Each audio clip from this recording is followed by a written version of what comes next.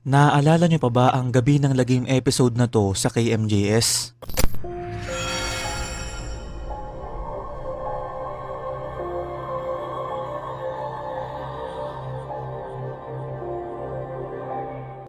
Mga kaibigan, sa episode ng KMJS na Gabi ng Lagim 7 noong October 27, 2019, itinampok ang isang misteryosong video kung saan tila may isang lola na sumilip sa likod ng kanyang apo habang nagvi-video. Ang nakakatakot, kalahati lamang ng muka ang malinaw na nakita. Kaya naman marami ang nag-isip na baka maaaring espiritu ito ng isang yumao.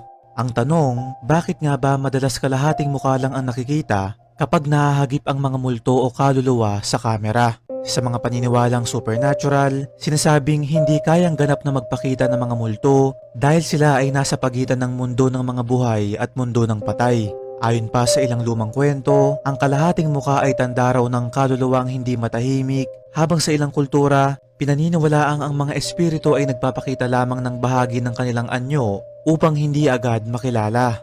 Pero ayon naman sa hindi mga naniniwala sa kababalaghan, maaaring dulot lamang ito ng anino, anggulo, motion blur o di kaya naman pareidolia, kung saan nakakakita tayo ng mga hugis o imahe sa mga malabong larawan. Ikaw kaibigan, meron ka rin bang karanasan sa bagay na to na nakuhanan mo ng video o litrato?